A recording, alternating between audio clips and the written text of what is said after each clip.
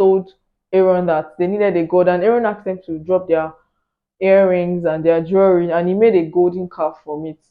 And I'm like, that was so fast. Just 40 days. Hi guys, welcome back to my YouTube channel. Thank you guys so much for the love and the support on my last video. And if you're new here, welcome, and kindly subscribe, like, and check out my other videos. So this is the third episode on the children of Israel. And in the last video, I talked about how they finally got out of Egypt, even after Pharaoh's wahala and everything. They finally got out.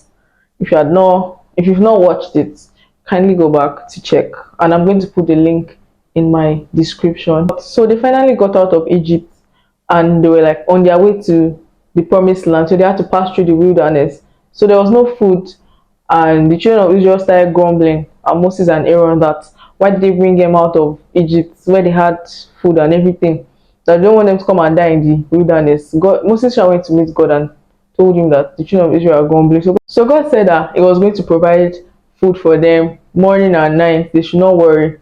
That was how God started sending them quail morning and night, and the children of Israel were eating.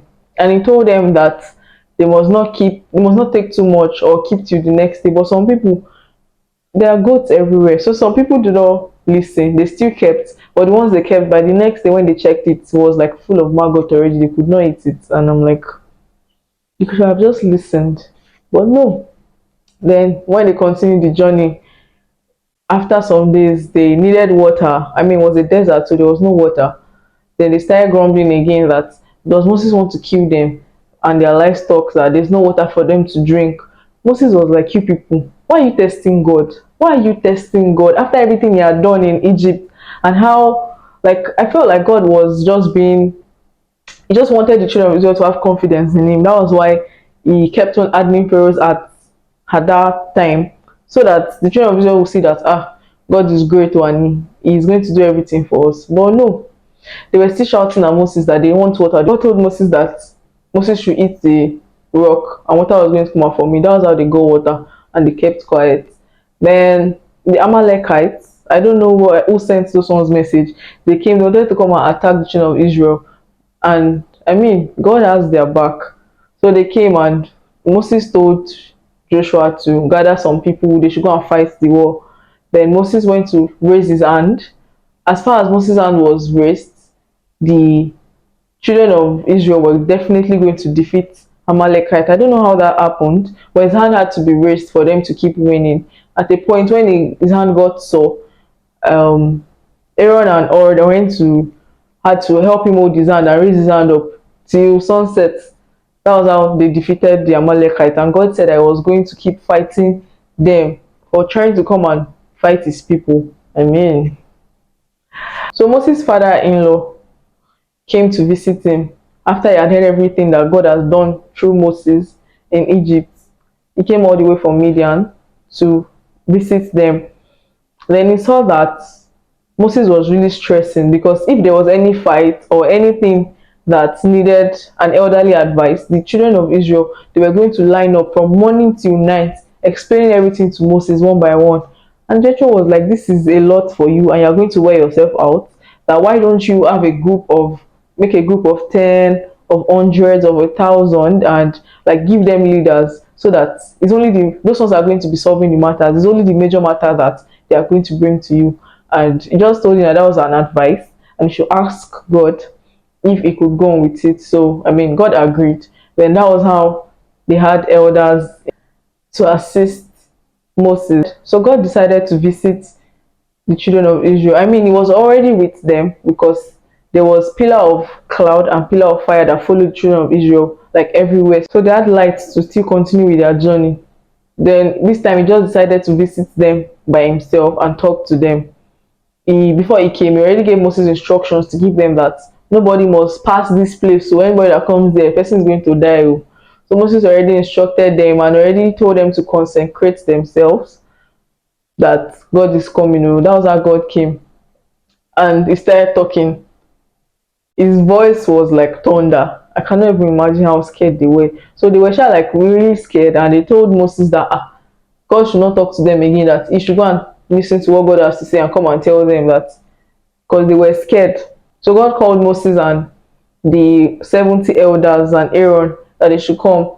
But I mean, it was only Moses that was able to actually go like closer to God than the others. So Moses used like 40 days and 40 nights to come and collect commandments. Before he came back, children of Israel, they've gone astray. They told Aaron that they don't know which one Moses has gone to do, that is he even going to come back or not. That Aaron should provide a God for them that they are going to worship. He's going to lead them through to the promised land. And I'm like, wait, what? After everything God had already done, and you're still saying that you need a God to lead you through those people. I don't even know how they did it. And it was once they just told Aaron that they needed a God, and Aaron asked them to drop their earrings and their jewelry, and he made a golden calf from it. And I'm like, that was so fast. Just 40 days. So Aaron made the golden calf, and that was how they were happy that this is the God that brought them out of Egypt. When God saw what was going on, he just told Moses that, oh yeah, you should just go back downstairs.